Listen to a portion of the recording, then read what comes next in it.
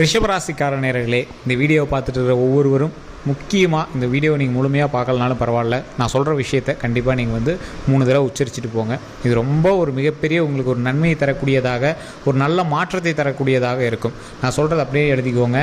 இல்லை நீங்கள் டைப் பண்ணுறதுனால டைப் பண்ணி கமெண்ட் செக்ஷனில் 3 டைம் டைப் பண்ணி வச்சுக்கோங்க. நீங்கள் எந்த இடத்துல இருந்தாலும் சரி, இதை கண்டிப்பாக நீங்கள் சொல்லி பாருங்கள்.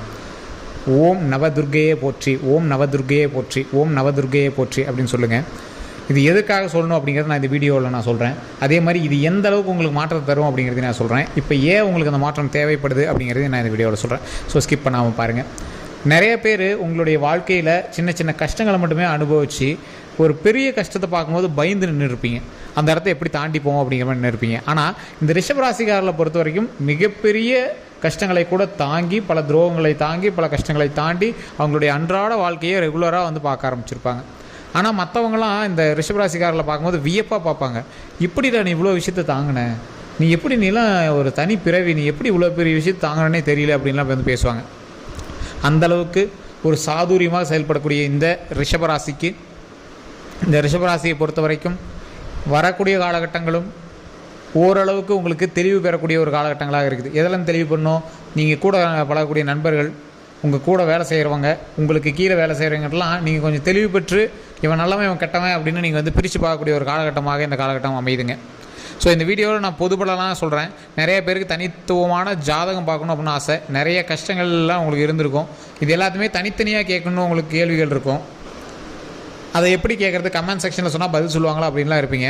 கீழே ஃபோன் நம்பர் கொடுத்துருக்கோம், டிஸ்கிரிப்ஷனில் ஃபோன் நம்பர் இருக்குது. அதே மாதிரி ஸ்க்ரீன்லேயுமே ஃபோன் நம்பர் இருக்குது. உங்களுக்கு தனித்துவமாக எந்த ஒரு பிரச்சனை இருந்தாலும் சரி, அது தனித்தனியாக நீங்கள் சொல்லுங்கள். ஃபோன் மூலமாகவே உங்களுக்கு சொல்யூஷன் கொடுப்பாங்க. அதே மாதிரி பிரபல ஜோதிடர்களும் இவங்க கிளாஸ் எடுத்துக்கிறாங்க. ஸோ இவர்கிட்ட தான் ஜோதிடம் கற்றுக்குறாங்க. அதே மாதிரி பிரபலமான ஒரு இசையமைப்பாளரும் சரி, ஒரு திரைப்படத்தில் நடிக்கக்கூடிய நடிகர் அண்ட் டைரக்டரும் சரி, அதே மாதிரி மிகப்பெரிய அரசியல் பிரமுகரும் இவர்கிட்ட ஜோதிடம் பார்த்துருக்காங்க. எல்லாமே சீக்கிரட்டாக இவங்க மெயின்டைன் பண்ணிகிட்டு இருக்காங்க.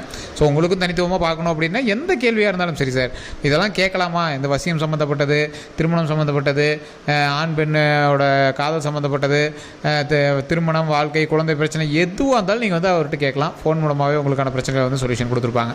சரி சார், அதே மாதிரி இந்த ரிஷபராசியை பொறுத்த வரைக்கும் இனி வரக்கூடிய காலகட்டங்கள் எப்படி இருக்க போகுது அப்படிங்கிறதுல ஒரு கேள்விக்குறியான சில விஷயங்கள் நீங்கள் பார்த்துருப்பீங்க. இந்த ரிஷபராசியை பொறுத்த வரைக்கும் 100 பேர் இருக்கானா இந்த ராசிக்காரர் போய் நின்னாங்க அப்படின்னா தனித்துவமாக தெரிவாங்க. அடங்கி போகிற ராசியில் அடக்கி ஆளக்கூடிய ராசி அப்படின்னே சொல்லலாம். ரிஷபராசிக்காரர்கள் ஆண்களாக இருந்தால் பெண்களுக்கு ஈர்ப்பு, பெண்களாக இருந்தால் ஆண்களுக்கு ஈர்ப்பு. ஒரு தனித்துவமாக தெரிவிங்க. ஒரு கலை ரீதியான விஷயத்தில் நீங்கள் கொஞ்சம் ஈடுபாடோடு இருப்பீங்க. உங்களுக்கு பாட்டு வருதோ இல்லையோ, பாடணுன்னு ஆசை இருக்கும். பாடகி ஆகணும், பாடகன் ஆகணும் அப்படிங்கிற ஆசை இருக்கும்.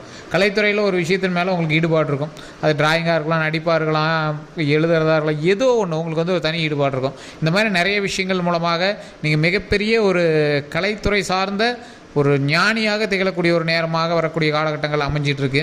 அந்த காலகட்டத்தில் உங்களுக்கு சின்ன சின்ன மாற்றங்களும் ஏற்படுத்த வாய்ப்புகள் இருக்குது. எப்படி ஏற்கனவே உங்களுக்கே நிறைய தெரிஞ்சிருக்கும். இப்போ அது உண்மை அப்படின்னா உண்மையை கமெண்ட் பண்ணுங்கள். உங்களுடைய வாழ்க்கையில் நிறைய வாய்ப்புகள் வந்திருக்கும்.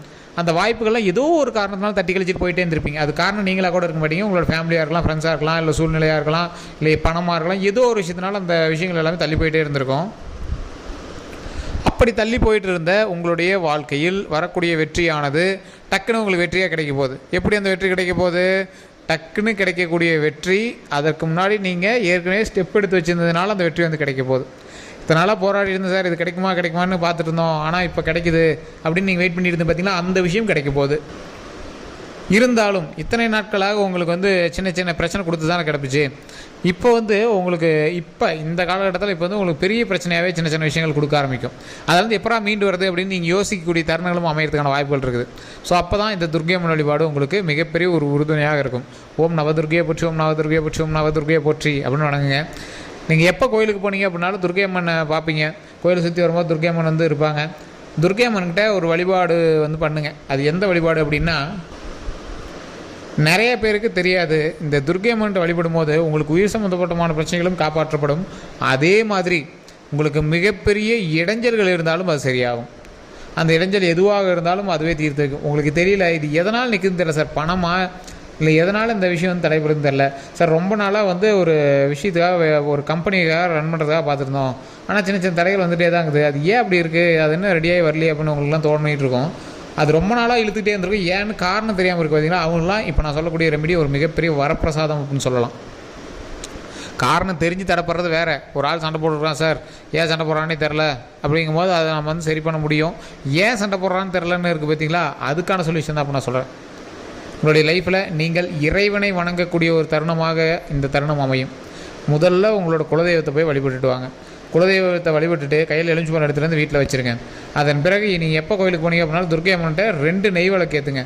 நெய் விளக்கு ஏற்றி அம்மன்கிட்ட வழிபாடு பண்ணி ஒரு முடிஞ்சால் உணவு, ஏதோ ஒரு உணவு சாமிக்கு உகந்த அந்த கோயிலில் வந்து பொங்கல் வைப்பாங்க. பொங்கல் வச்சு அந்த கோயிலோட வாசல்லையே அங்கே இருக்கக்கூடிய ஏழை எளிய மக்களுக்கு கண்டிப்பாக கொடுங்க. அதன் மூலமாக பல நன்மைகள் உண்டாவதற்கான மிகப்பெரிய வாய்ப்புகள் காத்துட்ருக்குங்க.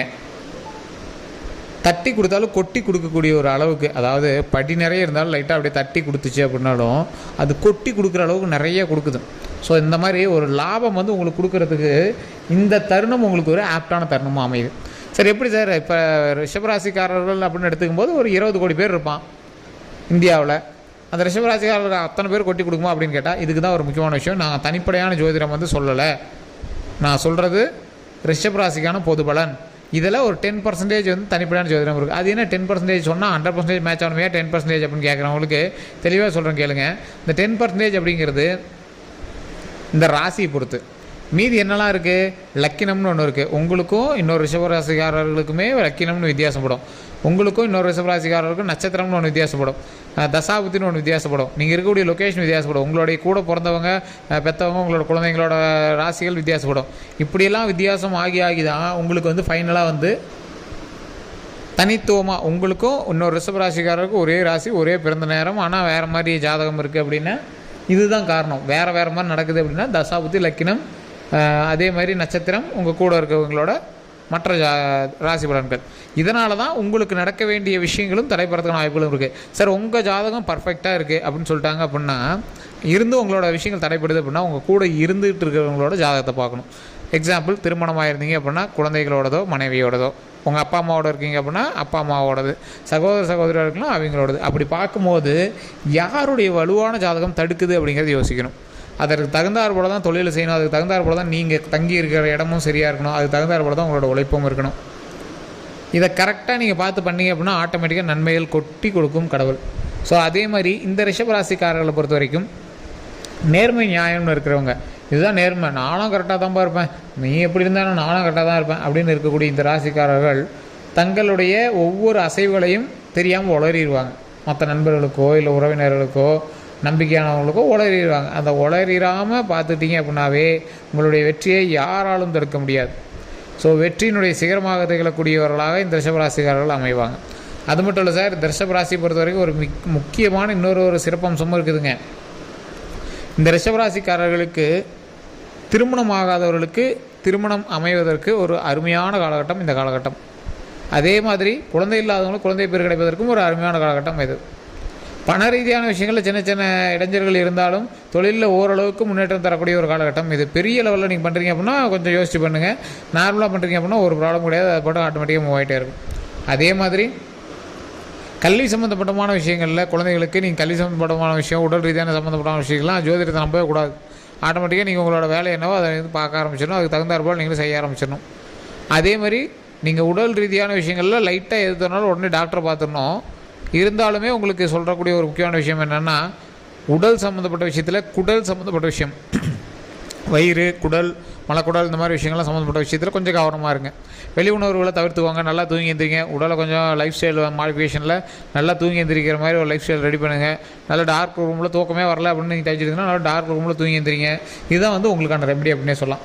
முதல் ரெமெடி குலதெய்வ வழிபாடு, 2வது ரெமெடி துர்க்கை அம்மன் வழிபாடு. ஸோ 3வது முடிஞ்சால் அங்கே இருக்கிற 10 பேருக்காவது சாப்பாடு போடுங்க.